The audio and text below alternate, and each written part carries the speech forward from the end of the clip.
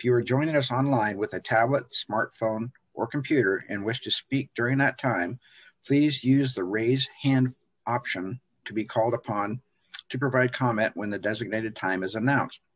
We will then call on you. Please state your name and ward or general location for the record. The order of public testimony is as follows. Number one, anyone who has raised their hand. 2, anyone who has submitted email in advance. If there's any time remaining, Neil Ladati will read the emails into the record. And 3, anyone who has submitted written comment via mail in advance. If there is remaining time, Neil Ladati will read that comment into the record. Next item is going to be the election of chairperson and vice chairperson and secretary. For chair, I'm like to seek or hear for nominations for the position of that chair. Councillor Moe has his hand up. Go ahead. I'd like to nominate Luke Lundberg.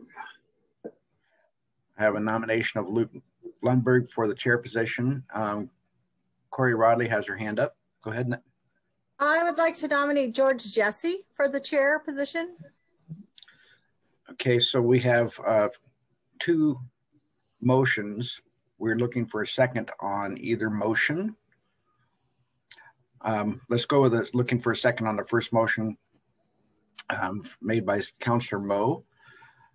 I would second that motion if I have the ability to do so, which I think I do, to elect Mr. Lundberg as chair. And we have a motion and second. I have Leonard with his hand up. I'd like to second the nomination of George Jesse. Okay, so we'll have to do 2 separate votes. Any other comments or motions? Actually, we won't do 2 separate votes. What we're going to do is just call on each individual and ask them to state the name of the person that they're voting for. There you go. 77 positive votes for a single individual for that individual to become chair. Okay, so then we'll do that by staff doing a poll, please. Councillor Pitts. George Jesse. Councillor Moe. Luke Lundberg. Councillor Rodley. George Jesse. Councillor Stair. George Jesse. Councillor Woodrow. Councillor Pictionary. Luke Lundberg. Luke Lundberg. Luke Lundberg. George Jesse. Luke Lundberg.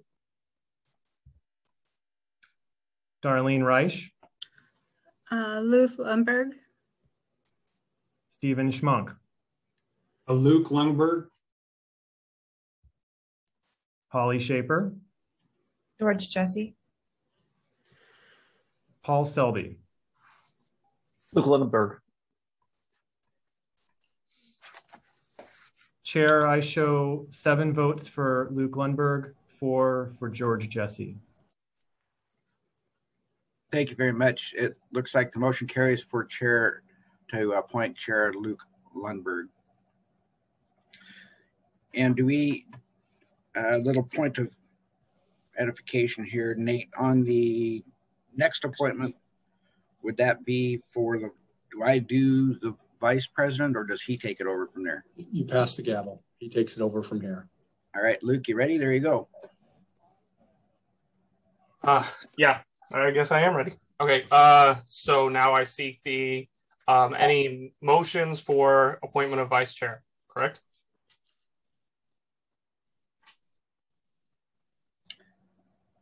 I'd like to make a motion. Sorry. So I'd like to make a motion for Steve Schmuck to be vice chair. Anyone second? Second that. All right. And then, do we have any other motions for vice chair? I'd like to make a motion for Holly Shaper to be chair. Vice, whatever. Yeah, vice chair. Okay. Any seconds? A second. All right. And then we will have staff do roll call or vote as we had for chair. Councillor Pitts. Holly Shaper. Councillor Moe. Schaefer. Counselor Rodley, Holly Shaper. Counselor Scher, Holly Shaper. Counselor Pictionary, Steve Schmuck. Luke Lundberg, Steve Schmuck. George Jesse, Holly Shaper, Darlene Reich, Steve Schmuck, Stephen Smunk, For myself, Holly Shaper, For myself, and Paul Selby. Holly Shaper, Chair, I show 7 votes for Holly and 4 for Steve. Okay, thank you. All right, so with the second nominee, so we need to do secretary now, correct, Nathan? Correct. So do I have any motions for secretary then? Councilor Pictionary? I'd like to make a motion for Darlene Raish. Darlene Reich, okay. can I ask what the secretary does? Tons of stuff, about 100 hours a week. Yep. Yeah, if I was to word be possible. brutally honest, nothing. Oh, well, I can handle that. All right, excellent. Do I have a second for that motion? I'd second that. Okay. Any other motions for secretary? No? All right, so you'll have to walk me through this a little bit here.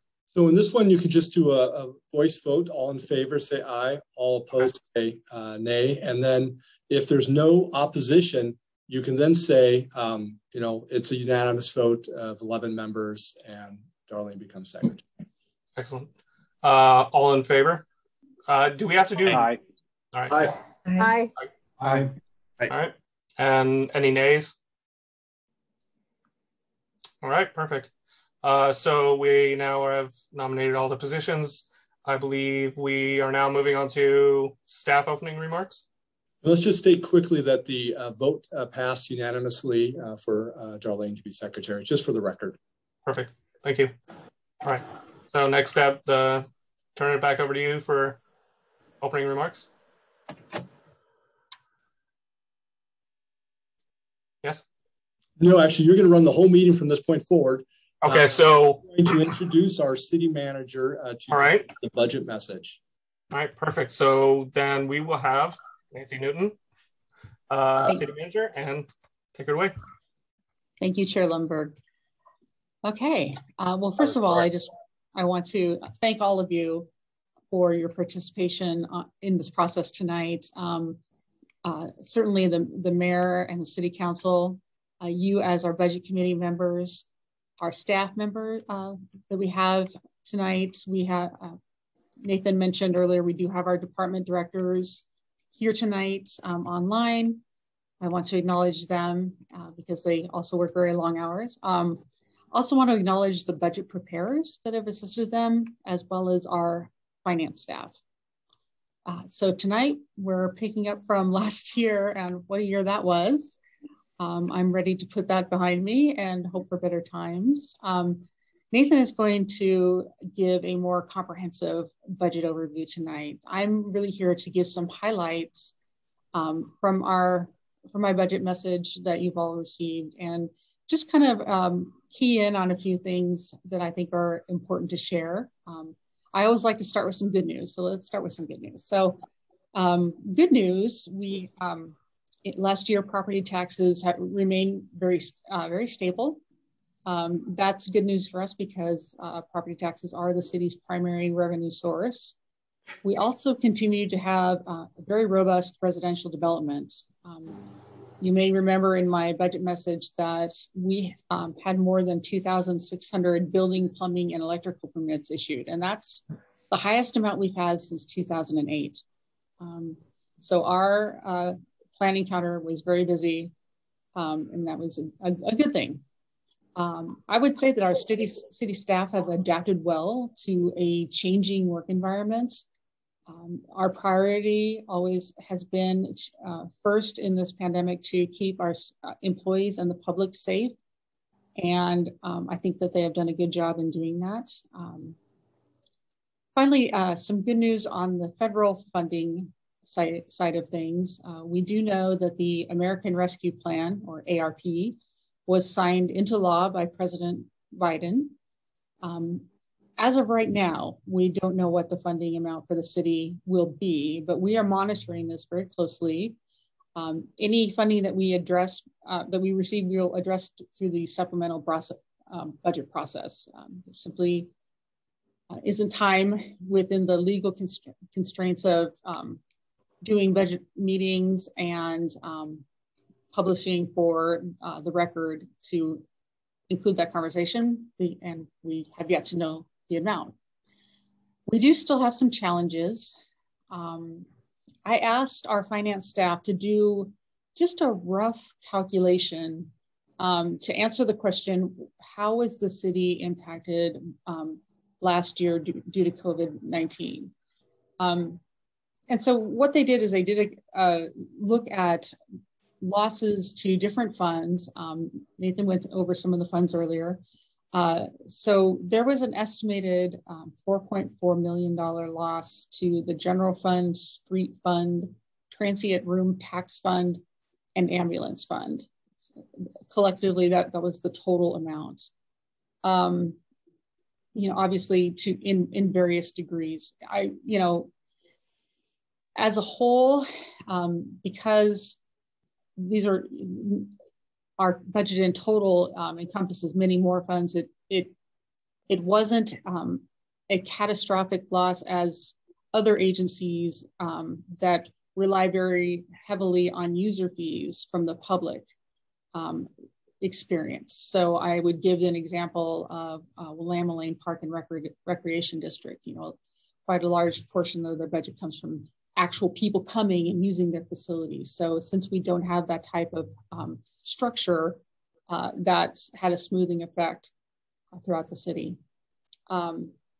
There is a continued structural imbalance in our general fund, however. Nathan is going to talk about this in more detail in his presentation. But just as a summary, because of the tax implications in Oregon, the cost of providing services in government exceeds available funding. So we made some reductions to try to help address the structural imbalance. One of the things that we did was we eliminated a $400,000 transfer to the Building Preservation Reserve. And the second was a $100,000 transfer to the ADA Reserve. So that's $500,000 that we ordinarily would have put in those reserves, but we left to try to minimize that structural imbalance. It's not a great policy decision to make for the long term. I just want to put that out there now. We do have an aging infrastructure in our facilities, and while it may help, kind of bend the curve a little bit, long term, that's not a good policy to have. So I will be looking at righting that ship in the future. And if we do get ARP funding that can help address that deficit, I will look to that as a potential resource. I just want to highlight some other items of just general interest. A lot of times when we're talking about budget, there is an interest in staffing. Staffing in Springfield has remained relatively flat the past several years, actually. We did make some cuts to a couple of vacant positions in the police department. We also added 2 positions in kind of strategic areas in public works. And I want to highlight that because often we don't talk a lot about public works, but it's such a huge part of our city. And it's an area where we see a lot of activity, and also we project a lot of need in the future. So one of the things that in community development, the director there suggested was really having a business systems analyst come on board. And that person will be responsible for develop and implement a complete and improved online customer experience. So what we've learned is we want to do a more virtual development center in an easy to use web portal, and have a really improved user interface. I think, you know, as a society, you know, from your own ways of doing business, you probably pay more of your bills online. You do a lot more of your personal business online. We've seen this with our customers as well, wanting to use technology more effectively in doing their businesses. And that is also with development. So, you know, if we had a virtual development center, we could have improved interfaces for areas such as the state of Oregon's building permit system. We could have online land use, survey and engineering applications. We can get real-time information for permit reviews.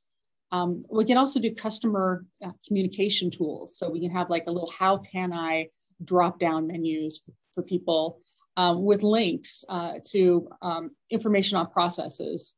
We can put the new development code in there. And also it will have obviously a very robust internal facing process so that we can actually track our workflow more effectively among staff.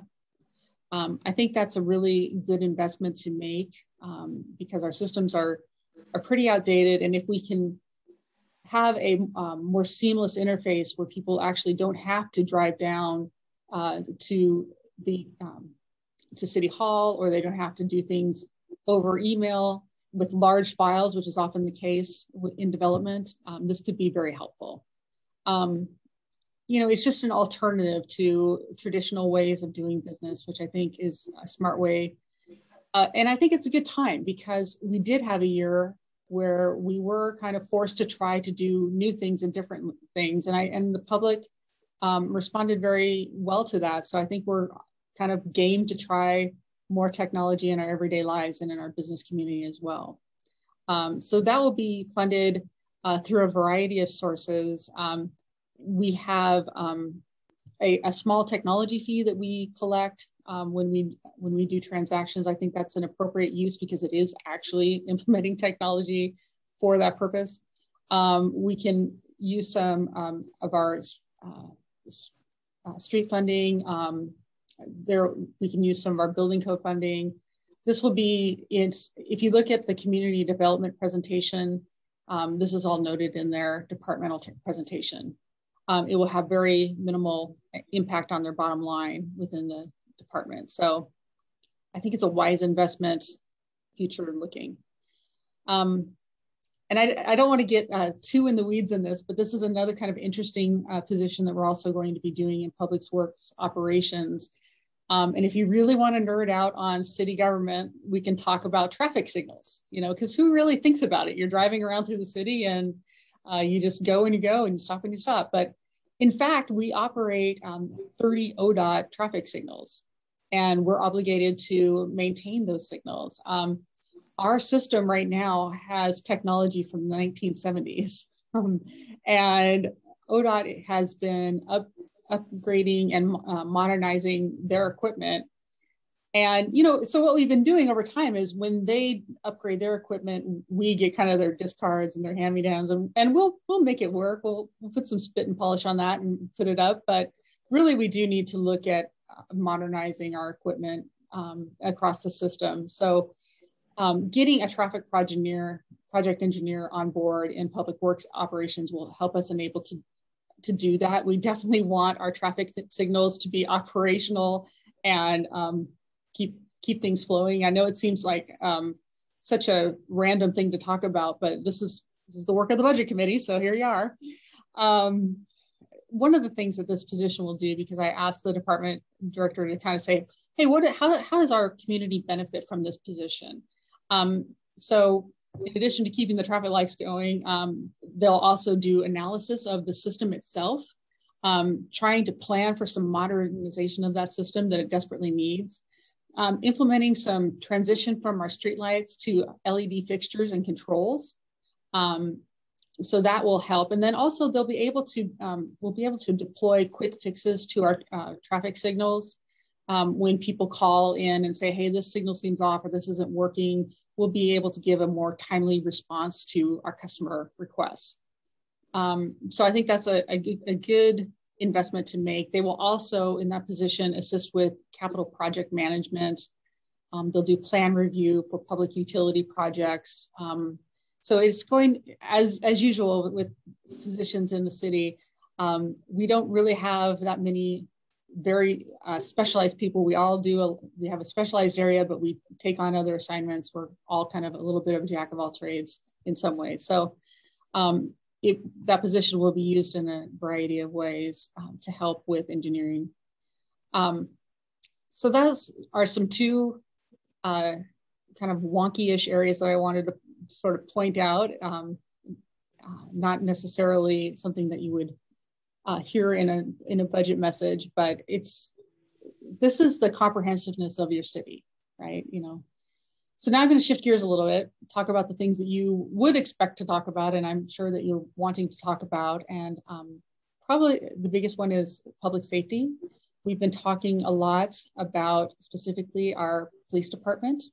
We're making a lot of changes there. Last year, you'll remember in budget committee, you authorized the funding for the body-worn camera program. So our police department actually took that recommendation and we are implementing that program. It's going to start next month. I will also add that in addition to the body-worn cameras, when they were doing the research for this, they discovered, you know, it's well and good to have the body-worn cameras on the officer, and that's important. But equally important is the view that you get from the vehicle. And so to kind of work in parallel with the body-worn cameras, we are also instituting in-car videos. So that way, you'll be able to ascertain when a stop is made and that camera is going, when an officer approaches the vehicle, you'll be able to look at that stop from the very beginning of that encounter, not just from the chest level of the officer, but actually kind of a long shot from the vehicle. I think that will give more perspective to our officers and will help certainly for us as a risk management tool.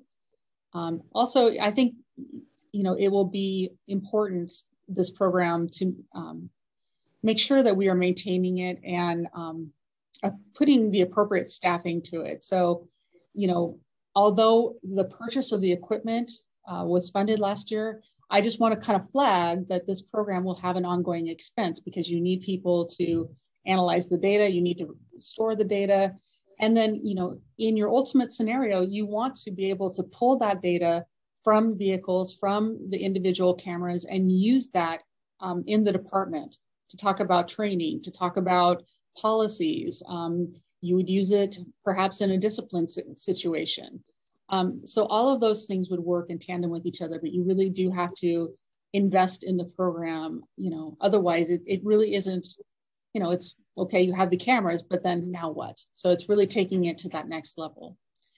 So I flagged that because I think it's a good example of making change in our police department. I'm very impressed with the current leadership and acting incapacity chief, Matt Nywer. He has been very open and receptive, and we had an excellent discussion about, you know, how to put more emphasis on de-escalation tactics.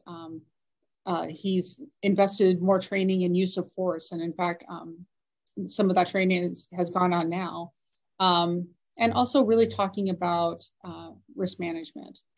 One other thing that I would like to include in this year's budget is the purchase of the IA Pro software that was discussed at the recent use of force report with council.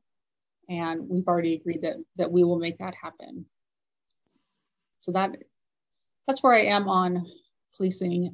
I guess the point that I would like to make is that change is, and this is positive change that we're talking about. And I think we can agree that this is something that the community has talked about and the council has talked about. And you as the budget committee last year started that process with the body-worn cameras. there is often a cost associated with change. And I'm flagging it because, you know, when we ask for training, when we ask for more oversight, that requires resources. And a lot of the training that the police department has to do is in-person training. So, you know, that was definitely one of the holdups last year with COVID-19 was just the inability to do that hands-on type of training that is so specialized for law enforcement. So anyway, I just wanted to flag that as, you know, keep that in mind in future meetings that we're making an investment for change, but an investment for good. And I think that it's been well received within the department.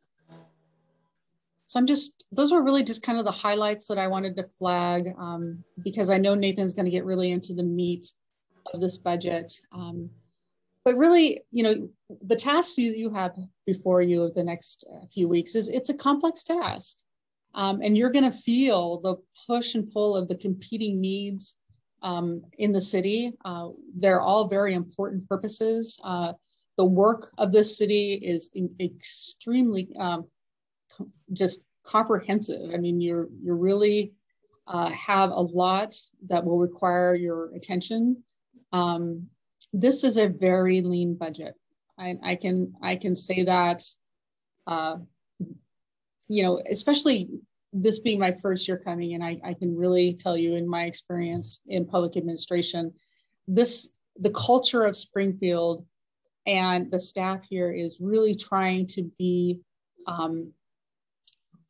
very, I don't want to say cheap, that's not the good word, but, you know, extremely frugal with resources, which is good. We want to be frugal. We want to be very scrutinize every expenditure that we make. One of the things that has happened that I have noticed is that this budget has really been cut deeply and a lot with staffing. And I know, you know, I'm still doing it this year. Even though those were vacant positions, I am removing them from the budget. So I do feel confident to say that future cuts are going to have some hard look about how do you balance that? Are we going to look at making service reductions? And part of these are policy questions for the council to consider. You know, fortunately, you as budget committee members, you don't necessarily have to take to that level, but that kind of is indicative though of how lean this budget year is. It's kind of, my budget message is not so much a budget message as it is kind of a cautionary tale that, you know, we really have a budget that has been cut very leanly. And what I have observed as city manager is that it has prevented the city from doing other things that I would ordinarily expect to see in a like-sized city. So I don't want to go off on a tangent of that, but we're really just kind of very much doing core level services. I'm trying to make smart investments that I think will pay off over time with things like the development counter software example is one example. Certainly having the software for our police department, to me, that's a smart investment that just makes sense. So there are things that we do need to invest in. So it's always a balance about looking at what are the resources, what are the requirements, and then are there things that we need to look at as a core service or not. So I know that's a lot to take in.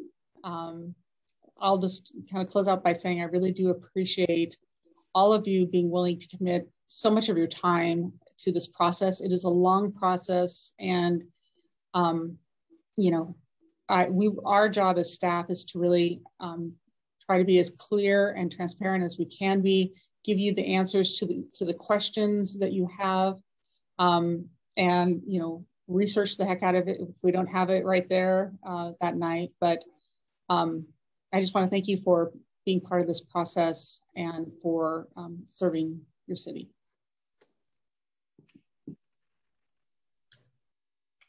Okay, thank you, Nancy. let's go ahead and move on to Nathan. Because Nancy will be coming back at a different point if we have questions for her department, correct?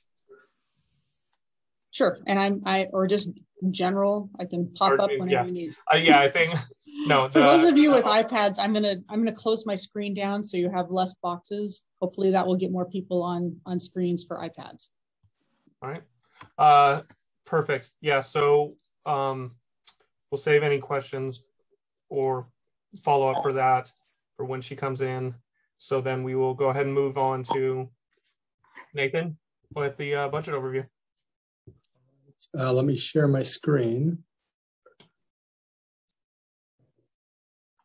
Sure I get the right one.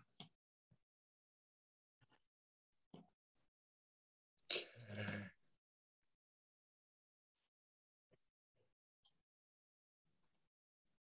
And you should see the budget overview. Is that correct? Okay, excellent. Welcome again for anyone who's just joining us. I'm Nathan Bell, the city's finance director, here to present the budget overview for our fiscal year 2022 proposed budget. So this is going to be a familiar slide deck. It's the deck that I've used the last couple of years. And the reason behind that is I feel that it provides a really good context for the conversation that we're going to be having over the next couple of nights. And it also it shows our approach as well as the environment that we were working in putting together this budget. And I want to encourage you to raise your hand at any point and ask questions. Again, I want this to be a conversation, not me just talking at you.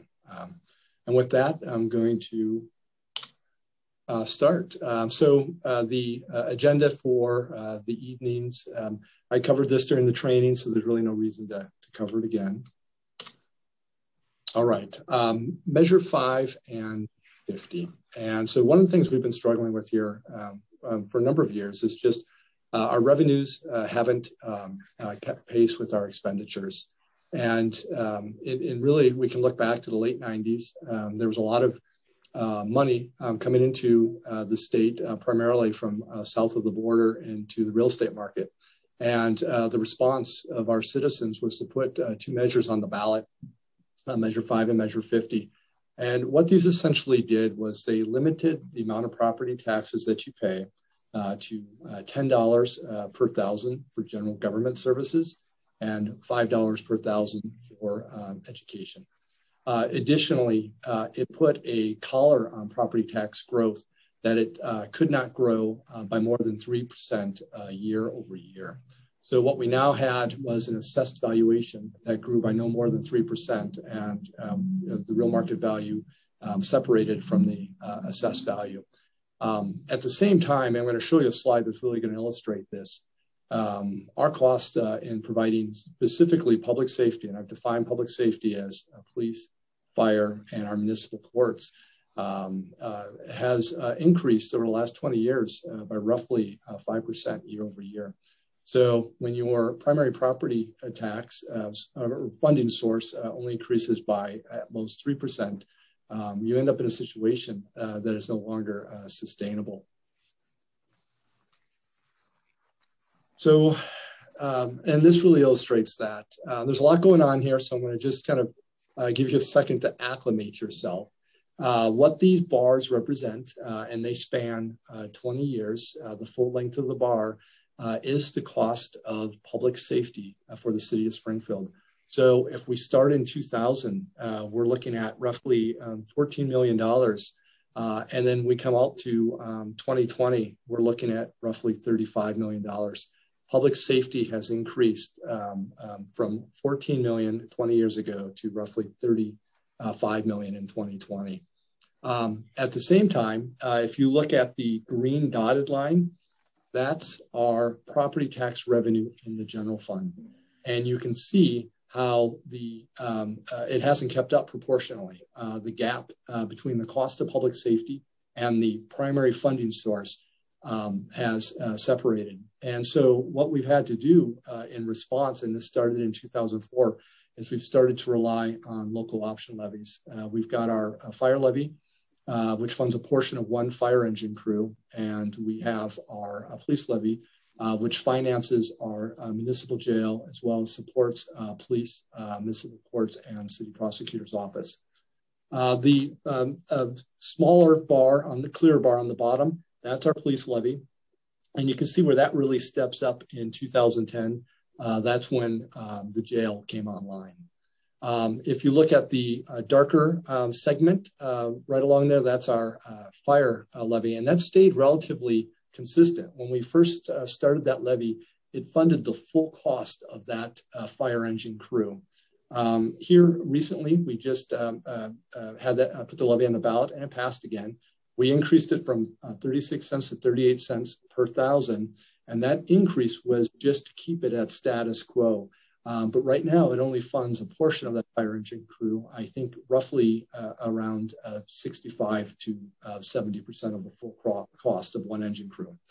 So if you look at the solid green line, what you see is the combination of our general fund property tax revenues and the levy dollars to fund the full cost of public safety. And there's still a gap. And that gap has to be made up through other sources of funding. Looking at just the general fund, this would cover about 8 years, starting in fiscal year 14.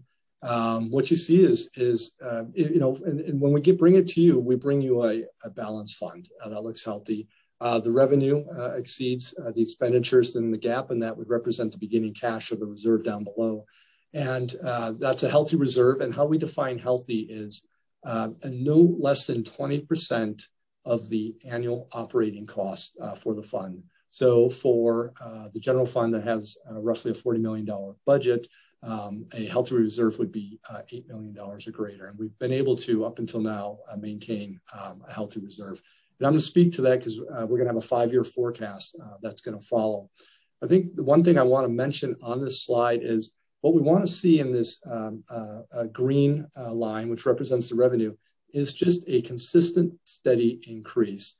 And we have that for the most part until we hit fiscal year 20, when it starts to sort of level off, and then you see a dip in 22. And that is the impact of the pandemic. And you'll see that again in the 5-year forecast, and I'll speak to that. You know, it's normally it would be more concerning than it is, in that we also know that there are some federal recovery dollars that Nancy alluded to.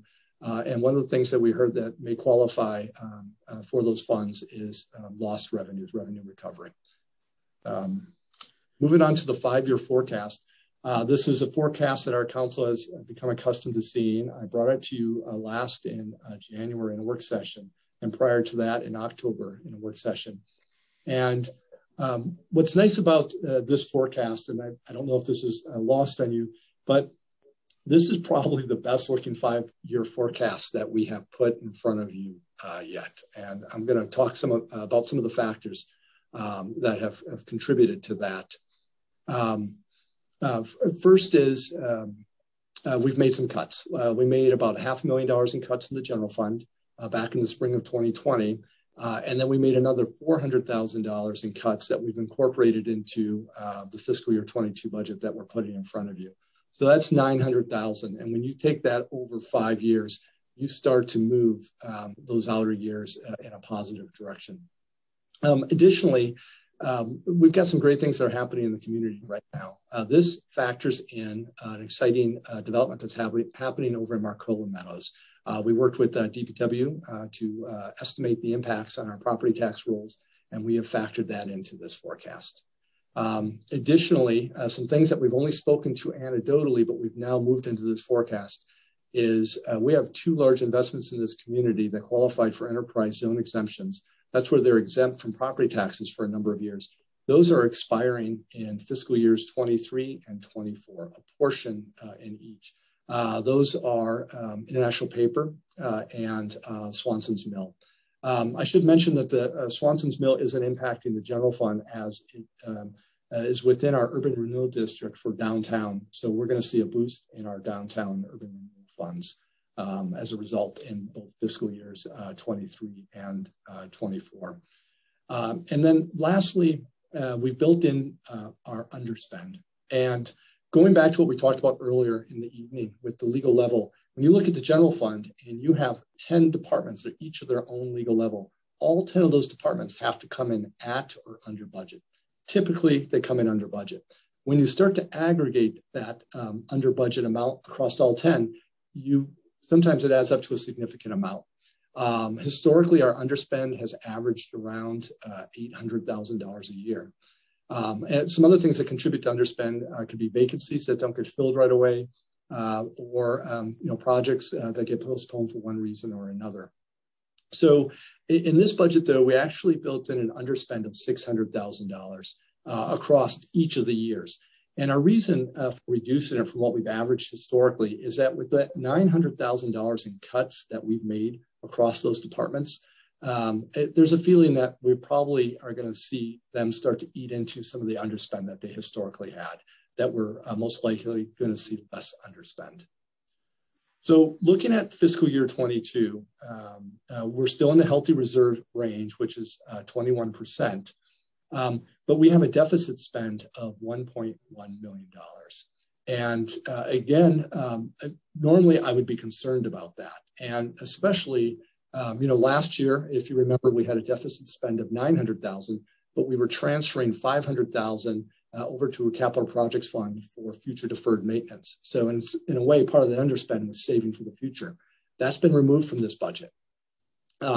However, again, looking at the potential recovery dollars, the pandemic, more than the impact on the general fund, was its impact on the transient room tax fund and on the ambulance fund. Within that 1.1 million deficit spend, we have a $650,000 transfer to support the ambulance fund. And I'm going to speak to that a little bit later. So with the potential for recovering dollars from that were impacted by the pandemic, and making the ambulance fund, the transient room tax, and the general fund whole, I think that underspend will come down. So I'm not too worried about it at this point. Looking at fiscal year 23, you can see that we're just now dipping into a unhealthy reserve territory, but at 19%, that's not a bad place to be a year out. And the reason is it's a small gap for us to bridge. So I feel like we're in a good position as well as we approach our fiscal year 23.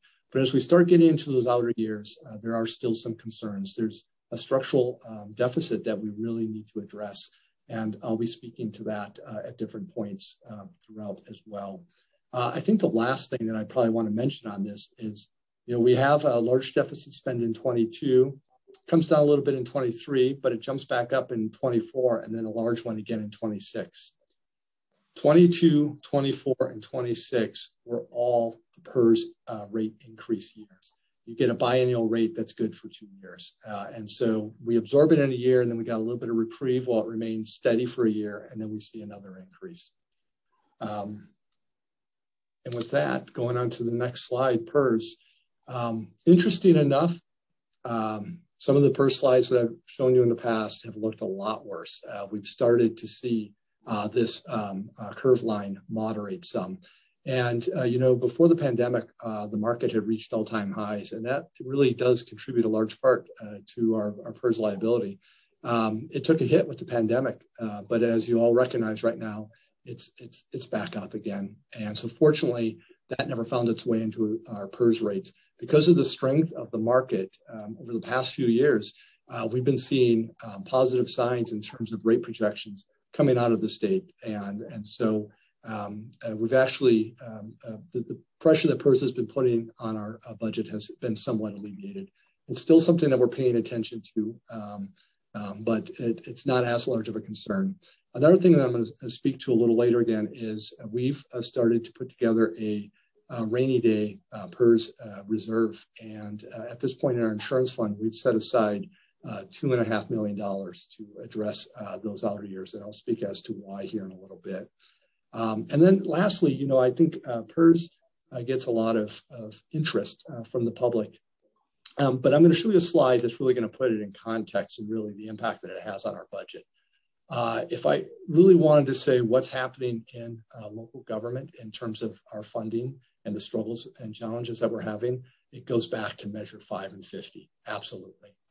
It's really taken our primary revenue source and made it so it's no longer sustainable. This charts the FTE for the general fund. And what you see happening in fiscal year 11 is the recession and cuts that were made in response. As you remember, the recession started in 2008, but recessions come to government late, and they also tend to leave late. And so we slowly started to climb our way back out in terms of staffing levels from the low in fiscal year 14. And then in fiscal year 20, you see kind of a steep drop again. And those are intentional cuts that we made again in the spring of 2020, and then again here in this proposed 2022 budget. And I think, but more important than just looking at just total number of FTE, because this spans over a decade, a better indicator is FTE per capita, because over that same period of time, the population of this community has grown, and so has the increased demand for services. And so what you see here then is with that recession, where it kind of bottomed out there in 12, we just kind of bounced along the bottom. And with the intentional cuts that we've made here over this past year, we have now taken our staffing level in the general fund per FTE to its lowest point, even lower than at the bottom of the 08 recession. And if you all remember, that was a deep and hard recession. And I think where I'm going with this really is we have become a scrappy and lean organization. And while one can be proud of that in one sense, in another, it also is concerning because, you know, I guess to use a phrase that the city manager uses is we're lacking bench strength. Lots of key positions that just really don't have the backup needed. You know, we're putting workload on our staff, an ever increasing workload, and it definitely comes through stress. And so it's just something that we're mindful of. And, you know, we've made these cuts. We're going to try this out and see if we can manage it.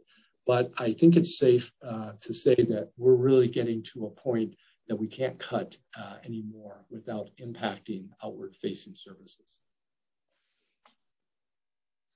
All right, so this is the total requirements or budget for the general fund. It's almost a $41 million budget. As you'll notice here, public safety, again, police, fire, and the municipal courts makes up the largest share of this budget at $30 million or 74%. But that's not even the whole picture because outside of public safety is administrative services, HR, IT, finance, legal, and CMO. Typically, those functions exist within an entity. So if you take their proportionate share of our administrative services department, public safety, if I look at all funds operating, it's 118 million. Public safety, if I look at all public safety funds, is roughly, or I'm sorry, just the general fund is roughly 40% of that operating. And that would put us at about 2.4 million of administrative services budget allocated to public safety, bringing up the full cost of public safety in the general fund of about 32.5 million. So keep that number in mind. This is the revenues for the general fund that support that budget. And the largest revenue is property taxes, coming in at just shy of 23 million. So we go back to the expenditure budget, 32.5 million. Property taxes don't cover the cost of public safety, yet alone any other service at the city. And that's important to understand because where it's really felt is it's felt at our counters where we have fees for services. And one of the common misconceptions that we hear from the public is, I pay property taxes. Isn't this what I pay property taxes for? And the answer is no. Our property taxes don't cover the cost of public safety, let alone anything else. And this really goes back to that slide I showed you earlier. This is what we are struggling with And this is what is pushing us to a fee-for-service structure. And what we've become reliant on are other fees to subsidize our public safety in the general fund. And kind of looking at some of those other fees here, let's take intergovernmental. I think that's around $5 million. That's made up of our liquor apportionment, state revenue sharing, our cigarette apportionment, and then our in lieu ofs from our utilities, Sub and eWeb. And then another one that I'd like to point out is charges for services. This includes utility right-of-way that we charge our own utilities, both sewer and drainage. I think that totals about $800,000, as well as fire contracts. And then the license, permits, and fees. That basically covers franchise fees, as well as some smaller revenues from planning and business licenses. But a number of the revenues that I've mentioned are revenues that maybe historically might have been directed towards our street activities. And we've become more reliant on them to subsidize our public safety, leaving us with just the gas tax to support our street activities, which also itself has become less sustainable because of electric vehicles and mileage improvement in vehicles. And that's something I'll touch on here in a little bit as well. So moving on to what I call our Bellwether funds. And these are funds that I think are critical to the fiscal health of this organization. And for instance, the Transit Room Tax Fund. And wow, this slide didn't look anything like this last year. Two things going on here. One is the impact of the pandemic. You see that in 20 and 21. We're actually projecting a recovery in 22. And again, I'll just going to mention the recovery dollars that could also sort of flatten out that revenue line and make this fund whole. The other thing you see going on is a spike in expenditures. That includes $400,000 in support of the Olympic trials that's going to be happening in June, and the purchase of the Flame property here recently. You see a consistent red line until we had those sort of one-time expenditures. We try to keep the annual operating expenditures in this fund to a minimum with the goal of building up reserves so that we can fund those one-type events and projects like the Flame property, art installations around the city, and supporting events that bring tourists to the area. But I think another thing I want to mention here with the transit room tax is 5/9 of all the revenues that come into the transit room tax fund get transferred over to the general fund in support of public safety. And so with this being hit in the way it was, that significantly impacted our general fund. Our building safety fund. So this is the fund I refer to as our feast or famine fund because development is a cyclical industry. And you can see in 2014, kind of at the low end of the recession for us, we had taken the reserves down almost to zero. Fortunately, development has come back strongly since then. And in fiscal year 22, we're estimating reserves just shy of $3 million. That's a positive for us because those are the reserves that are going to carry us through that next cyclical downturn. Street operating fund. So with this fund, and this has been a fund that got cut, especially with the recession, down to kind of a bare minimum street operations, where we really had stopped all our preservation projects. And that was a problem because it is cheaper to maintain your infrastructure and delay the capital replacement than to allow that to come sooner and have to build something from scratch again. And one of the most effective ways we have of preserving our street infrastructure is through crack sealing and slurry sealing program. And we cut that during the recession. And so in 2017, HB 2017 was a bill that passed, and it generated additional gas tax as well as vehicle registration fees for local governments. And our reserves started to build up again. And we came to council with a package of 7 FTE to revitalize the crack sealing and slurry sealing programs. It's a tongue twister for me. And what you can see happening here now is with those programs, we're starting to eat a little bit into the reserves. That I think was exacerbated from the impact of COVID-19 on the revenues. If that green line would have continued, I think you would see a much more sustainable, steady reserve. again, with the recovery dollars, we should be able to kind of make this fund whole again. So what's nice about this is that 7 FTE package, that's an investment in our community that really is going to move the needle on services and impacts that the community sees and feels, and that's important to us. Our sewer operating fund, and I'm going to touch on this one and the drainage fund at the same time. Both those funds, healthy funds, and they are user fee-based funds, enterprise type funds. And so it allows us to set our user fees for full cost recovery, as well as robust capital project programs to maintain the infrastructure. I think the only thing of note is you see a dip in the reserves and an increase in expenditures in 21 and 22, and that's the beginning of our wastewater and stormwater master planning. And that's actually going to lead to a larger capital improvement program in the future. So $500,000 each in each of these two funds to get this program rolling. So that's an intentional action on our part. Our ambulance fund, I spoke to this fund earlier, and we have a subsidy to this fund to the tune of $650,000 for fiscal year 22. I don't expect to see that subsidy. This fund also was impacted by the COVID pandemic, and it's also a fund where we'll be able to recover some lost dollars. But it doesn't change the trends, and that is that the expenditures have been exceeding the revenues for a while now. So it's not a question of if there will be a subsidy, it's just a matter of when. One bright spot for this fund, so what's really impacted us here on transports is the reduction in the Medicare and Medicaid reimbursements from the federal government. They don't reimburse for the full cost of a transport. And, just kind of roughly off the top of my head, I think the full cost of a transport's around $1,600 to $1,800. I think our reimbursement from the federal government is around $400 to $500. So when that makes up the majority of our transports, you can see how that doesn't work.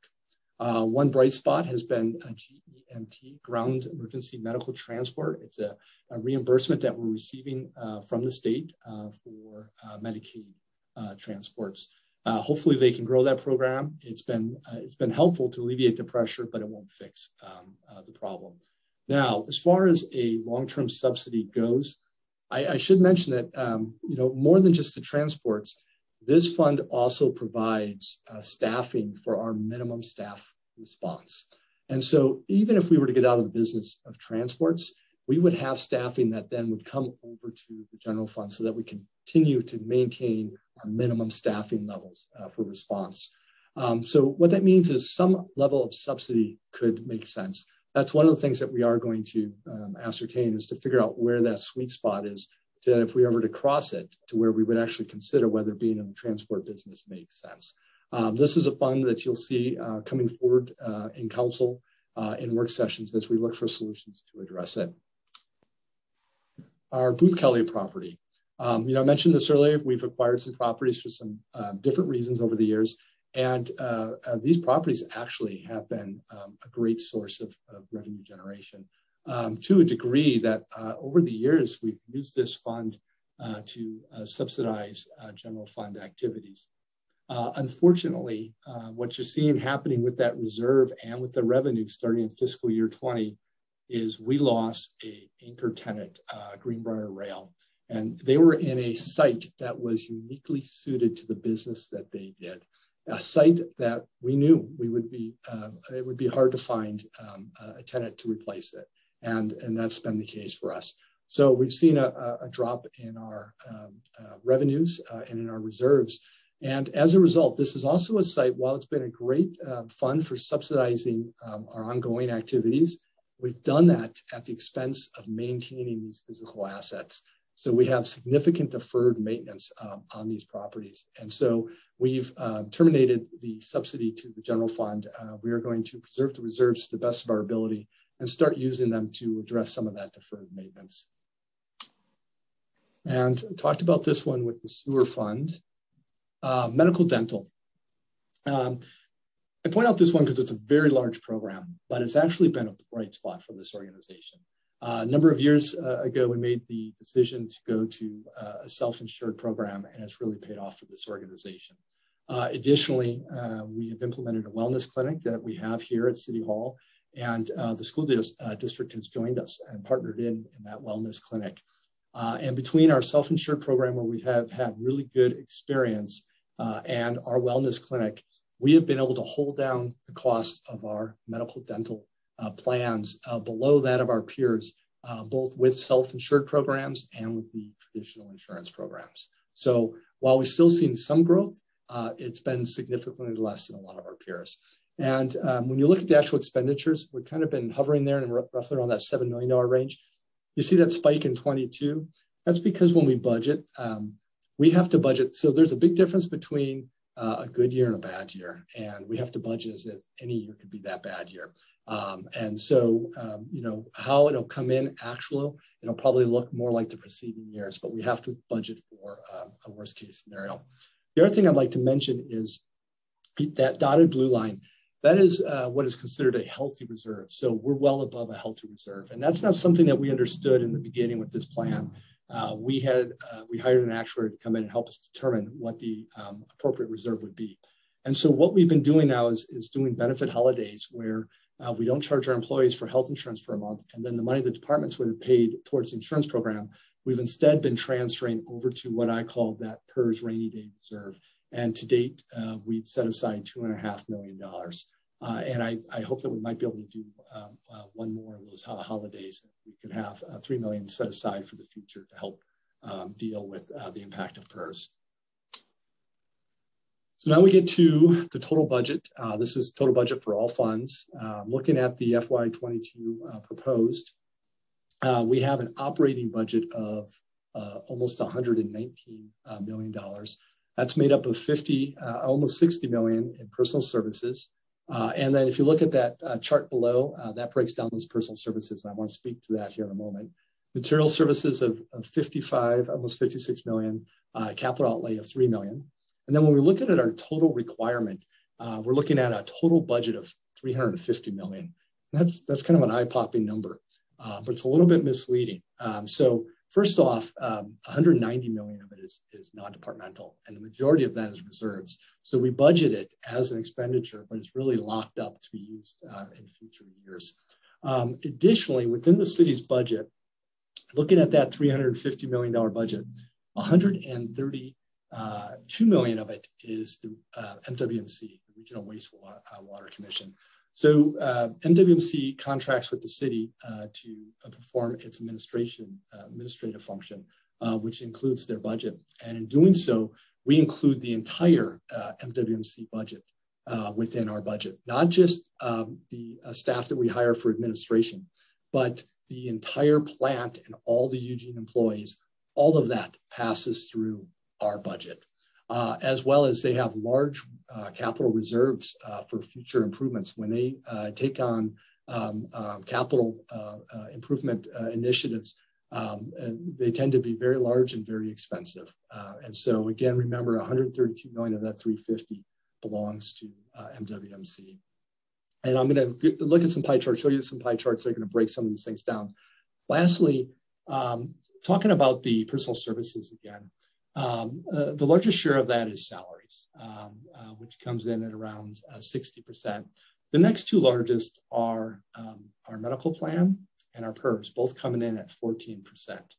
And I think what this, I mentioned putting PERS in context. It's 14% of our personal services. You know, and I think a lot of times folks want to look to PERS as the problem with our budget. It's one of many factors that's contributing to our structural deficit, but by no means the largest factor. And if I wanted to point to any single thing that is truly creating the problem that we're dealing with in regards to our budget and maintaining service levels, I'm going to go back to the late 90s and measure 5 and 50. It really, it made property taxes an unsustainable funding source for local government. All right, so this breaks our total requirements into non-departmental, personal services, material services, capital project. It's just another view of what we've been discussing. This is our non-departmental portion. That's 191 million. As I mentioned before, 167 of those reserves locked up for a future, as well as the contingency and unappropriated fund balance. And the interfund transfers, a lot of times, are just transfers from one fund to another for future capital project needs. So of that 191 million, I would say that really only 10 million of it is actual expenditures that are leaving the organization, and that's in the form of debt service payments. This is the operating costs by department. Again, I mentioned 119 million operating budget. And something here I want to call out. Looking at this, you would be led to believe that development and public works is our largest operating budget, larger than both police and fire. But actually, again, it's a little misleading because MWMC is included in that budget there. Of that 49 million, 22 million belongs to MWMC. So really, our DPW budget is in the neighborhood of 27 million. And that's in support of 4 major programs: the development counter, sewer, drainage, and streets. Our capital budget, again, of the 41 million, MWMC makes the largest share. And onto our FY22 highlights. Nancy spoke to some of these, but I want to revisit a couple myself. Looking at the bottom, and so what we have here is these are ongoing changes. We've made reductions across all funds totaling just under 1.1 million, but then we've added 370,000. So, there's always a question: if we have these challenges, why aren't we just cutting? Why are we adding? And the reason is, even if we were to balance this budget and have a sustainable budget, that doesn't mean that you're spending money in the right way. And so we're not just cutting to address our long-term structural imbalance, but we're cutting so that we can make smart investments in other areas where we can move the needle on services that impact this community so that they see the benefit of government. And Nancy mentioned 2 of those that I'm really looking forward to: the business system analyst to develop an online presence for our development center, and then the traffic project engineer to address an antiquated signaling system, as well as moving some of our capital projects along.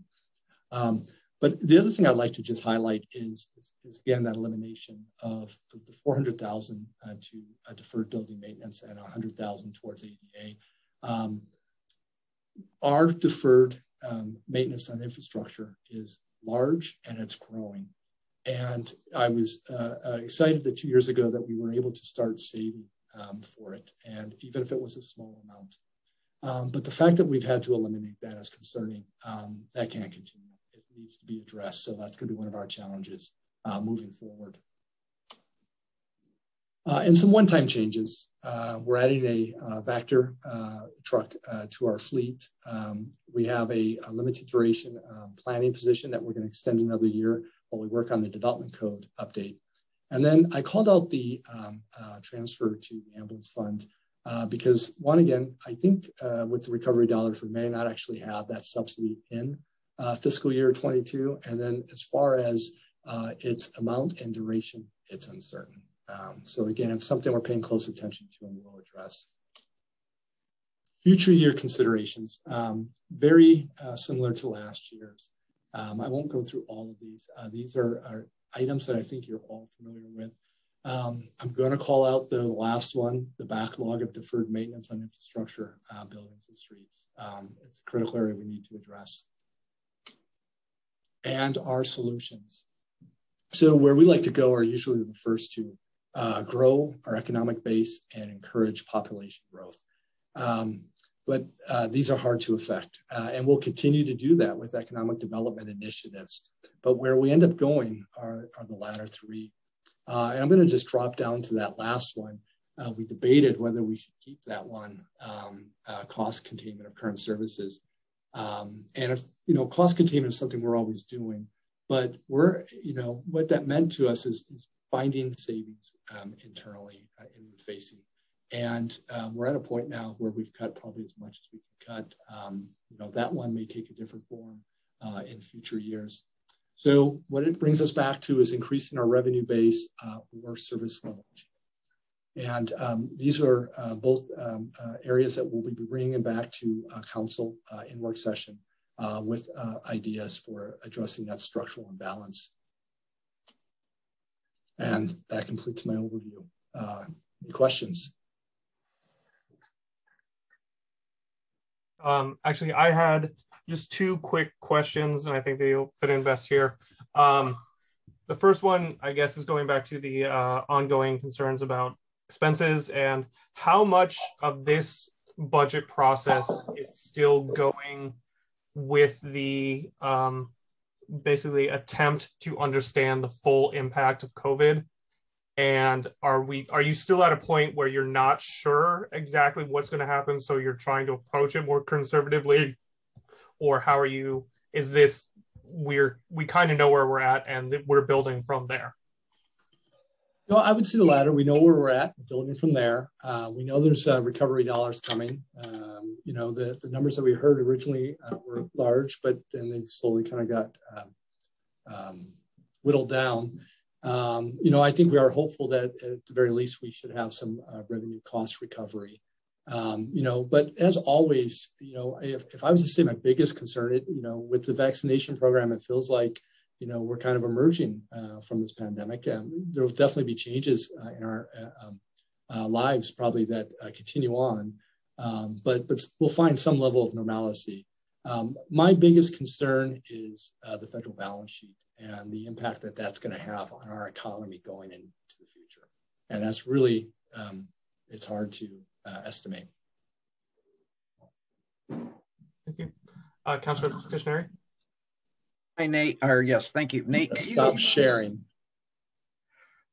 Okay. No, you can go back and share it again. Okay, I can share again. Yeah. Go back 2 slides. Yes.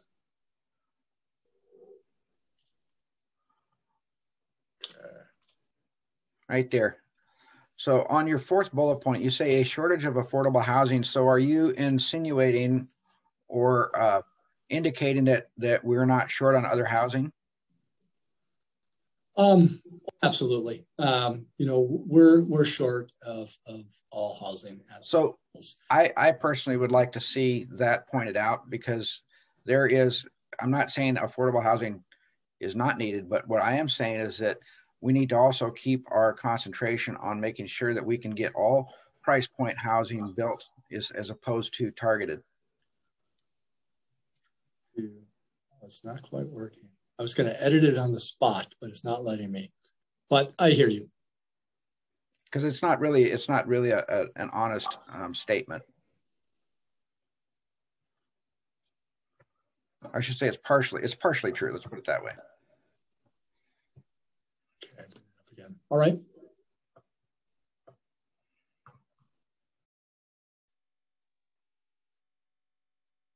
Do we have any other questions about the general budget at this point? Mayor Van Gordon, looks like he's waving. So I think I had 2 questions. Under the eliminations, you put a ambulance billing tech. Does that include a loss of revenue that we can recoup? All right. So it's a billing. Yeah, that gets complicated, because I think you're aware that we have provided billing services for other agencies. And at one time, we were kind of one of the few players in the area. And since then, we've seen a lot more competition. Some of our most profitable customers have been pulled away. And so over time, as we've had attrition, it's sort of matched up with loss of customers. And the same thing kind of happening here. And where I see us moving is just towards doing billing for our 2 communities, Springfield and Eugene. So the timing, and I can't tell you exactly, and this is something when we bring Chief Heppel up, he could probably address it a little better. But, you know, there's some lost revenues and lost expenditures, and they aren't aligning perfectly. There's also sort of an imbalance between the 2 communities that don't align perfectly. But if you listen to Chief Heppel, he's got an explanation and a plan where it all washes out and balances perfectly. Okay, so roughly speaking, right, like it's a long, complicated story, but the work that that person's doing is kind of going away and the market's changing, and therefore we may not, that work's not there anymore. Yes. So some of those expenditure cuts actually kind of impact, you know, kind of our long-term impact on the organization. that specific one in the long term is going to be a wash. It's not going to have savings for the organization. That's my understanding. Okay. And two other quick questions. Effectively, based on this budget presentation, are we effectively backing into a policy decision that would make the ambulance fund not an enterprise fund anymore? No, because with enterprise funds, and without pulling out the blue book, and I don't think there's a hard definition, but it's not uncommon to have tax subsidies in an enterprise fund. We're a long way away from that. Okay. Okay. Perfect. Thank you. Holly? Thank you. I was wondering about the personnel cuts that we've seen over the years, and if that is broken down by department as opposed to citywide, or can be broken. Good question. There's a new report in the proposed budget that breaks down all the changes in actual positions. This was a request that was made by the mayor sometime this past year, and it's really a great report. If you had a chance to look at it, you could probably tell which departments the majority of those positions relate to, but it's the FTE changes that have happened across the organization. So it's not even an issue of whether we've cut a position, but we could have the same number of FTE, but moved FTE around. And so it really gets to the heart of that. And is that indicative of positions that were held open, unfilled to use as money in other ways? Or are those just kind of rolled in there as positions that are FTE? That report, if the position is there, it wouldn't tell you whether the position is filled. So you would have no way of knowing whether that was being held open. And I don't think we have any real good way from any of the reports that we put out there. That would just be a request that would be made is, are there any positions that are being held open? And George? Not sure if you covered this, but are any of the ARP anticipated funds factored into fiscal year 22? No funds are factored into fiscal year 22. So any reimbursement may make the picture look a little bit better depending on which fund it goes into.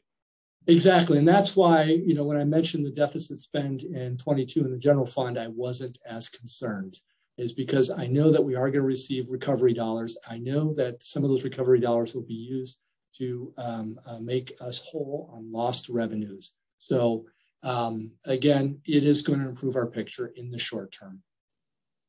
Okay, and the other question I had, I think this was mentioned previously in a meeting, that we could submit written questions that would be answered next week or the following week. Is this an appropriate time still to do that?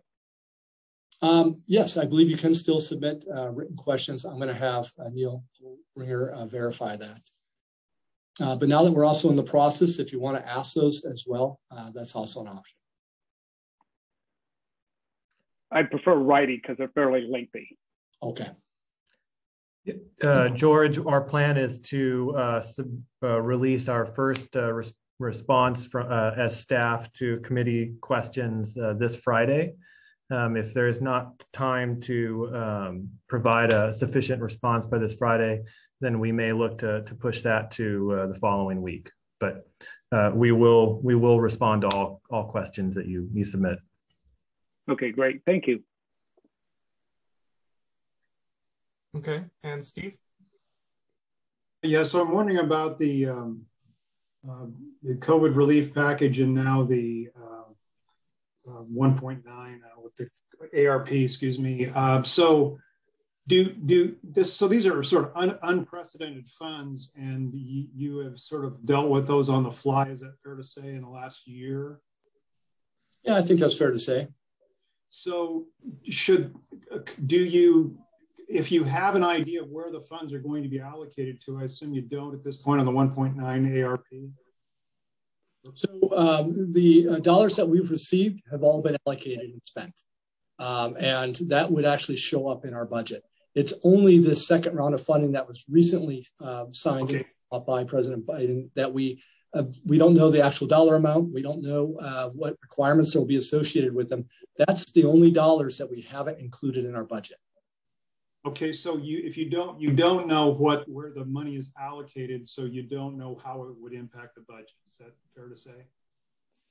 Well, we have some rough ideas. I don't have the sheet in front of me, but the preliminary potential areas where it could be spent are revenue recovery. So as I showed you, when you look at, let me just back up here. No. Let's take this fund. So we don't know what the rules would be on what year do we get to look back as sort of the baseline for revenue recovery. So let's just say for argument's sake that it's fiscal year 19. Then the question becomes, what kind of growth factor are we allowed to apply to that revenue recovery? And these dollars, supposedly what we've heard in preliminary conversations, will be good through December 31st of 2024. So go back to fiscal year 19 and take that green dot and turn the new trajectory. And between where it's at in this chart and where it is on that new trajectory, that's the gap that we can potentially recover into this fund. So we know we've been impacted in our general fund, our transient room tax fund, our street fund, and our ambulance fund. So we will make those funds whole first if we can with those dollars, because that allows us to just drop them into the reserve to help offset the pressures that we're feeling. What's hard about grant money is when it's only tied to an expenditure reimbursement, you're forced to expend it to get it. And that's a difficult position to be put into. So first and foremost, we're going to look for recovery dollars that we can apply towards impacts we've already had and use them to help offset future needs. Does that make sense? Yes, but I guess what I'm wondering from a budget perspective, if you've got a line item that you've said you're going to spend, $200,000 more than another line item, and they fund the package funds the item that you've got budgeted more for, is that even a factor? I guess what I'm trying to get at is should we model the budget a little bit to take advantage of what is a perceived hole from the federal government, perceiving that we have a hole to fill? Well, if you remember, we started this budget back in October, and it really took off in December. All of this was in advance of that. So the budget was, for the most part, put together. Even this late, and we've got to get a proposed balanced budget published so that we can have a budget committee process that starts in late April. But even today, we don't know what the amount is. We heard an amount, and then we were told that potentially Willamette Lane's dollars were included in that amount. Then we heard the amount that was reduced. I can't even begin to tell you how many organizations and individuals and businesses across this community have reached out to us and said, hey, I think there's dollars in there for us. I mean, every hand has come out of the woodwork and trying to get into that bag. So Steve, you're asking me to anticipate something that's just really challenging right now. And rather than make busy work that might be wrong, we're going to apply a little bit of patience and actually see what the number is and what the actual qualifications are for using it. Okay, well, the last question quickly. So do you have enough staff to go after the money that is likely going to be there? We don't have to go after it. It's going to be allocated to us. And in fact, one of the things that I just saw recently was that for cities that we're going to be able to receive our proportionate share directly from the federal government as opposed to through the state of Oregon.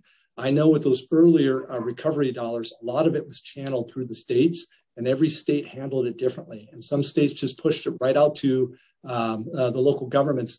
In our case, our state put some requirements on it and didn't allocate all of it out that was allotted for local governments. But in this particular case, everything we're hearing right now is we're going to be able to receive ours directly, and it's going to most likely be on a population basis. Thank you. Mayor Van Gordon, I think, has a question, but he's unaware that there's a raise hand button in Zoom, I think. So I haven't dug around yet and found it. You can test me later. I can act like a generation extra here. So maybe Nate, you can help us with the federal recovery funds, right? So if it was part of the regional care, let me see how to phrase this. We don't know anything about how much money we're going to get, right? Right now, no. Okay. And they still in the Treasury Department still issuing a lot of the sort of rules about what's allowable and what's not, right? I haven't heard any new rules since the very earliest one that mentioned some very broad categories. So the ask from a finance perspective is really for us to just simply consider the budget as it's prepared today, knowing that the conversation about relief money is going to come up at council probably in the next couple of weeks when we have more information. Is that a fair way to think about it? Absolutely. And what's more is it will be of a size that we'll have two choices. One thing we can always do is you can't spend dollars without an appropriation, without a process, but you can receive as many dollars as you want and just let them fall into your reserves. So if any of those dollars turn into appropriations, they most likely will exceed the guidelines for a public process, and in which case with supplemental budgets, we'll have a public hearing and there will be an opportunity from the public to speak to that. Right, but what I'm really trying to do is get through this sort of sausage of details and kind of talk about, like, right now we probably should just be talking about the budget as it exists today, knowing as a council and a community we'll be able to have a conversation when we have all the information about the additional funds and get to make some choices at that point. That would be my recommendation. Okay, thank you. Councilor Stair. Thank you, Luke. Nate, I think that Mr. Schmunk and Mayor Van Gordon are both making a good point about funds that we are not really able to count on right now. Would it make sense to delay the budget committee meetings until such a time as we realize or learn what funds we're actually going to be able to use in the next fiscal year? Yeah. Well, the risk with that would be if we don't have an appropriation in place by July 1st, we can no longer function as a city. July 1st is 3 months away, or wait a minute, 2 months away. But before then, we'd still have to go through this entire process again, the 3 weeks, get the new budget drafted up and everything like that. I think the point is that as much as it would be a good point to do that, I think we're at the point that we don't know the exact date that money's coming in, and we'd have to start from scratch, and then we run into the risk of we're basically not a city at that point. So yeah, my concern is that we are going to have to start from scratch with the new funds, and I was thinking that we could just do everything once if we were to delay a couple of weeks until we find out what kind of funds we have. So Leonard, if we miss the budget date, we can't legally spend money. So I think that's what the actual issue is. July the 1st? Yeah, like July 1st, if there's no budget, can't spend any money legally. Okay, are we right up against that date right now? Yeah. I think it's 2 months away, right? Well, if you don't mind, so we have 2 more budget committees meetings scheduled that are going to take us up to May 11th. Once that budget has been recommended to council, we then have publishing requirements and timelines leading up to the regular session where we have a public hearing. We can look at all these timelines if you'd like and bring these back to you. I think my biggest question, though, that I would have for you, Councilor Stair, is what's the concern and what are you trying to fix? Well, we don't, Nate, not only do we not know how much money we've got, we also, as Mayor Van Gordon pointed out, don't know exactly what the strictures are going to be on where we can spend it. And I think it's safe to say that in the budget, as it's currently being presented, there are shortfalls in various categories. And I would suggest that it might be better and more prudent to address these shortfalls once we realize what money we have at our discretion to spend and on what. So are you suggesting that you would increase the budget in terms of expenditures? If we were given more money to spend, yes. Okay. Councilor Pishneri? Or sorry, Councilor Stair, do you have more? No, that's it. Thank you. And Corey had her hand up first, and I'll go after Corey. Sounds good. Thank you. Councilor Rodley. Thank you. Not to change the subject, but I'm going to kind of change the subject. And this isn't really a question. It's more of just kind of a little bit of a placeholder. So I understand that you're sort of lumping the police and the fire and life safety into public safety. However, I really prefer the one that you have a slide where you sort of separate that out, because I think it's kind of two different conversations. And I know that it also looks different in the budget. So I'm just sort of putting a pin in as we move forward and we start to talk about hard things. For me, it feels like it's a different conversation to talk about funding the police department and what we want to do and how what is happening there, and how do we also ensure for our fire and life safety. Those feel like two different things, even though we call them all public safety. They feel a little bit different to me. So that's just me sort of wanting to put a pin in that, so that when I talk about that later, people say, oh yeah, she just keeps talking about that, but it's a different story for me. That's all. But I appreciate where we separate them out. I think he has that slide up, Corey. Yeah, this is the one I like. Not the one that's got it all together, but this one. Okay. Councilor Pishnari. Yes, thank you. So I'm going right back to it's our budget committee process now has to do with what dollars we have now. It's how many is in the bush versus, or how many is in the basket versus how many is in the bush. So for right now, we need to, in my mind, operate with what we have, go through the budget process with what we know, and then as those things change, just like anything else that happens throughout the year with the city, we look at it as those things change. So we need to be able to have this budget process moving it forward so we can have it turned in and ready to go on time. And we can look at things as they change. And that does, we need to remain flexible at this point. So, but I'm not willing to look at funds that we don't even have a clue what they are, where they're coming from, and what they can be used for. And it's, to me, it's just a stab in the dark. Nancy? Thank you, Chair.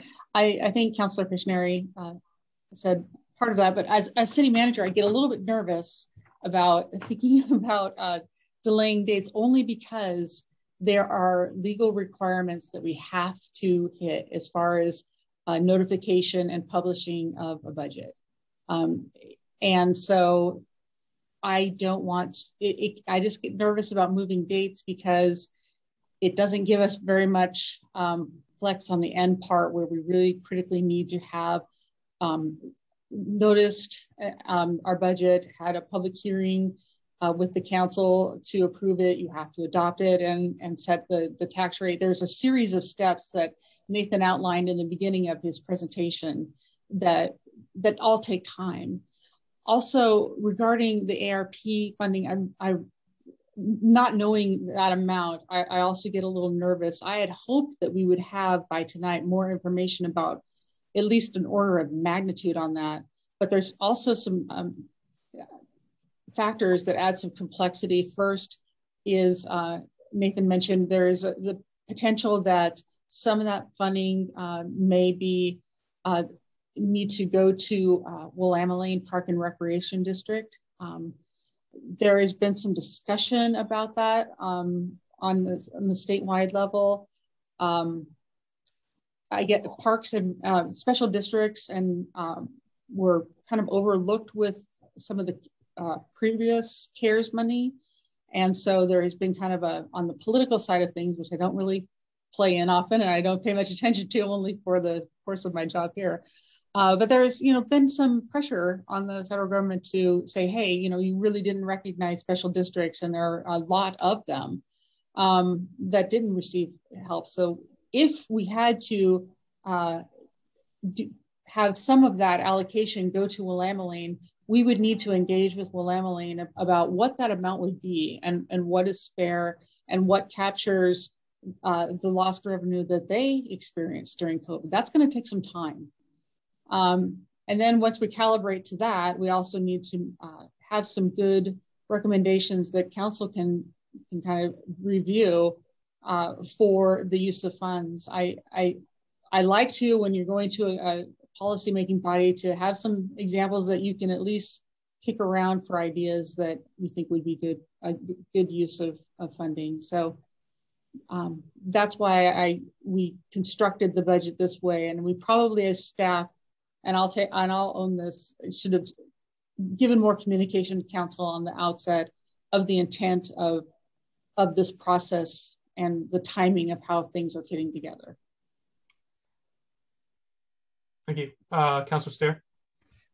Thank you, Luke. So I understand that we don't know exactly how this money can be spent once it's available. Maybe we'll get lucky and it'll all be earmarked for housing. But my question would be, Nate, do you have any idea when we're going to know how much money we're going to have at our disposal, and B, what it can be used for? So on the first question, honestly thought we would already know. I'm surprised that we don't know. So as far as when we're going to find out, I would like to say tomorrow. I think the odds are we won't hear tomorrow.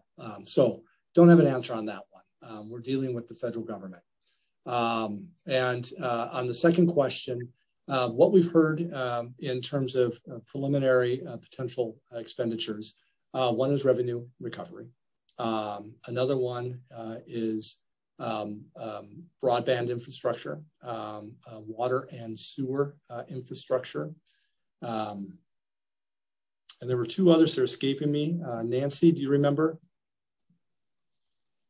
I was just going to pull up my budget message. Just let me look for that really quickly, Nathan. Stall for time. Hang on just a second. It was a pretty limited group of potential expenditures. I can tell you that where we went right away is our deferred maintenance of infrastructure. Anywhere that we can make investments into this community that will pay long-term dividends is where we would want to go. Right. So just doing a double check, and there, the League of Oregon Cities has this information up on their webpage. The funds can be used for responding to COVID-19 public health emergency. You can use it to offset lost revenues to provide essential government services and water, sewer, and broadband. So you hit that right. What it can't be spent on is reducing taxes by legislation, regulation, or administration, and deposits into pension funds. That's helpful. Thank you. Mayor Van Gordon. And Nate, can you clarify for us, in a normal year, how many times during the year do we come back and pass supplemental budgets usually? We typically do 3 supplemental budgets a year. We do one in September, one in January, and another one in May. So under the scenario that we're working towards tonight, it would be perfectly normal for us to come back, and start making adjustments after we pass the original budget. Absolutely. Thank you. Councilor Moe, and sorry if I missed your hand down there. You did. I waved my hands. That's okay. Sorry about that. I've asked this question before, I think, and I'm asking again because I don't understand the answer. And that is the fire and life safety money that we have. We have merged fire departments. How is that split up between ours and Eugene's? Theirs is larger than ours, but is that equitable for Springfield? How is that done? I'm already bothered about all their services being over in Eugene, that we have only stations here. So how is that dealt with?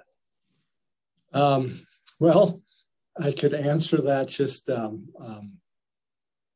brutally honestly, or I could defer to Nancy with a political response. So I'm going to see if Nancy pops up.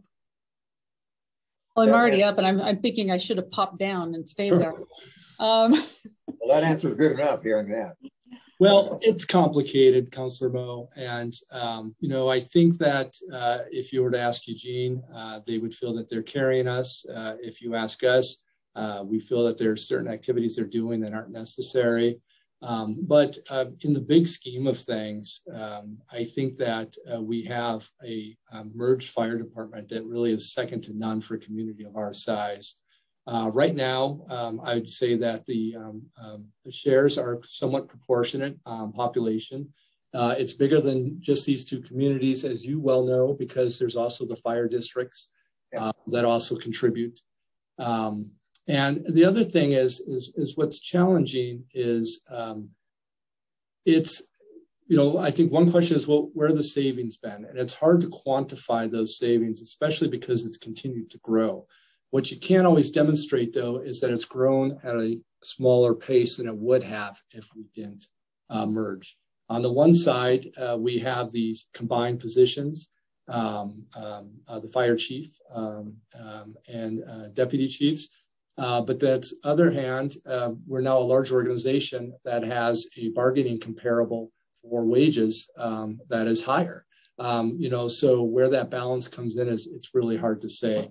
I can say this, and I think Nancy might have a little more information on this, is that both Eugene and Springfield are setting aside dollars for an audit of the program to answer this question. But it's going to be a challenging question that's going to take time to get at a truly accurate answer to. And it was promised to us as a cost saving, but everything's mixed together, and that math is gone. And I wish we had not merged, and I don't know if we're ever going to get out of it or not. But, so thank you very much. Thank you, Councilor Moe. And again, sorry about missing your hand there. Do we have any other questions about the general budget right now? I know that in the next week, we will definitely start diving into some of these, the actual divisions a little bit more, but any other questions? Okay, I think we covered it pretty well this week. Thank you, Nathan. And then I think we're gonna take, I believe we had business from the audience earlier. Do we still have that? We do. Okay, let's go ahead and do that.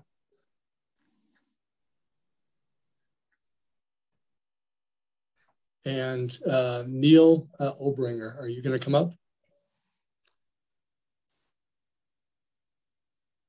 Yeah, here I am, just pulling up my video.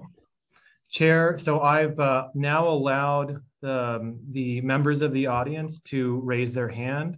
Mm-hmm. The members of the audience can now indicate their desire to speak using the raise your hand icon at the bottom of their screen. What I'll do is go ahead and indicate to you the name of the next individual in line. Thank you. And we'll pull up a 3-minute time clock indicating the available time for individuals to speak, and then go from there.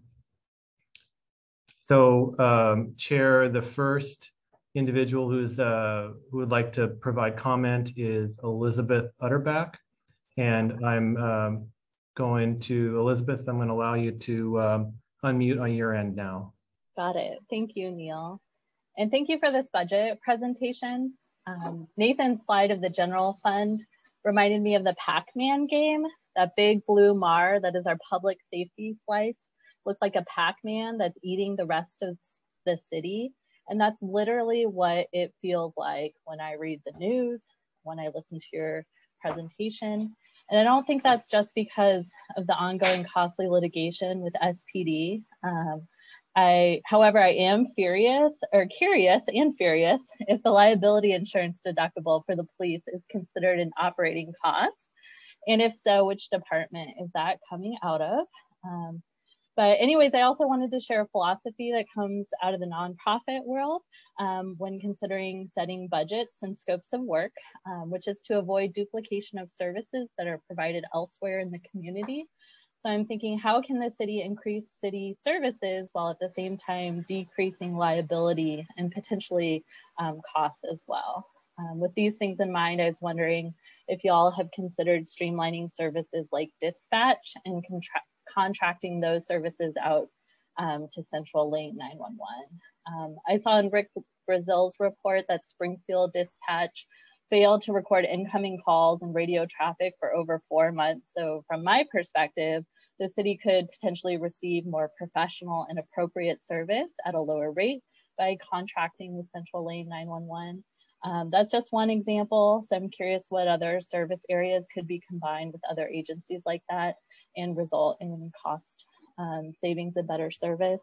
And one more thing, and this is kind of off topic, but I can't let it go. It was very, very disturbing when Councilor Pictionary demanded the removal of the word affordable because the city needs all housing, when the truth is that Springfield desperately needs affordable housing. I heard you all commit earlier to being fair and equitable. It is not equitable to focus on all housing when we sorely need affordable housing. That's it. Thanks. Okay, thank you so much, Elizabeth. Chair, I don't show any other hands raised at the moment. We also have no email or written comment to provide. Okay. Oh, Chair, I show one more hand raised here. Lauren Williams. Okay. Lauren, you should be able to unmute on your end. Hi. Sorry, I raised my hand earlier and I didn't realize it had been lowered.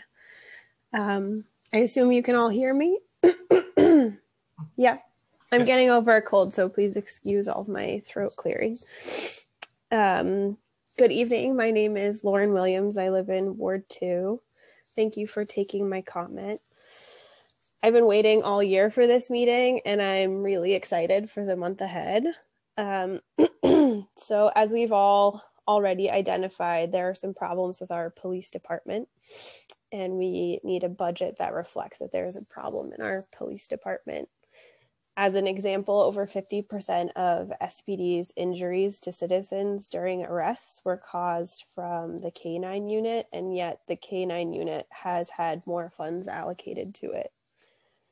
Until we have external information confirming that we don't have a use of force issue, why are we maintaining and increasing the K-9 unit or the SWAT team or the traffic team or the drug dog? As I understand it from the pie chart you showed us, I can't recall the specific percentages, but I think the police department was around 20% and the fire department and other response teams were around 17%. SPD is the largest user of the general fund, as well as the largest liability. As a committee, please ask yourselves how you will protect the city from the financial chaos SPD is causing. As we move forward, our library will be existing on a barely there budget. Our larger than ever unhoused community will be struggling for food and shelter, and a new fire season will be unfolding in late summer, during which I'll be thinking about SPD's $250,000 per claim deductible and what could have been done with that money had we started being honest as a city with just how bad the culture of our police department was and is. Please rest up and thank you for the time. I really look forward to these discussions. Like I said, I've been waiting all year long to have these budget meetings. So thank you so much. I really appreciate it. Have a good night. Thank you. Okay, are there any other hands raised? Yeah. Yes, Chair, we have Thomas Lawrence next. We have no other speakers after that. Okay. Thomas, you should be able to speak. All right, thank you. I believe, if I remember correctly, that the public safety portion of the budget from, I believe, the year 2000 to now went from 14 to 35 million, which is over double. And that seems to be significantly more excessive than just your normal inflation cost of expenditure costs. So my first question is also, is that including some of the liability insurance and the lawsuits and all the other money, you know, that we have to assume might become part of the cost of operating? But bigger picture, I really just want to think about why we're spending that much. Clearly, we're not getting our money's worth. That is something everybody here has to be able to agree with all the lawsuits.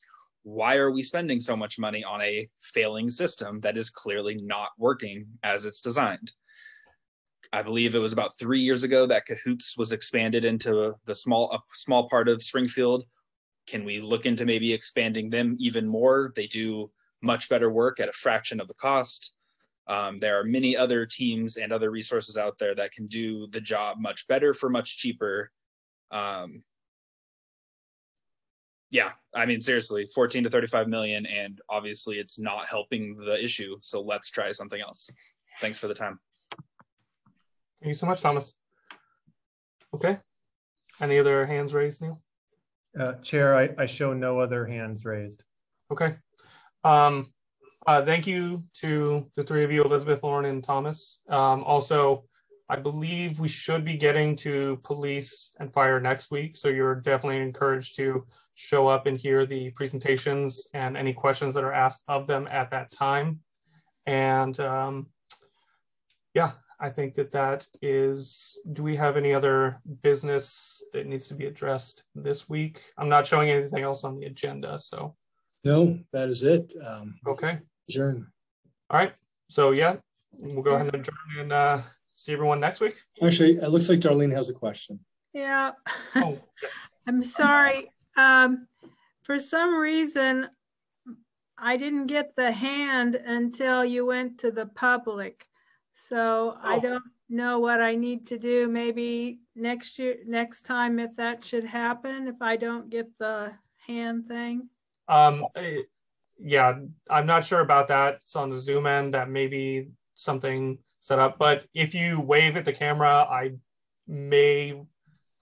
do try to watch the cameras for everybody. So okay. I may not catch it immediately, but I am trying. Well, so I was gonna say the little hand didn't pop up until you went to opening it up to the public. So yeah. I didn't know if it was something I did or what.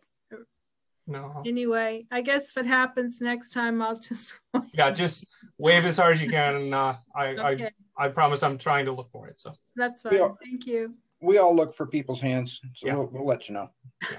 Mine did the same thing, Darlene. So you're not the exception. Okay. So okay. So all right, then we are adjourned, and I will see everyone next week.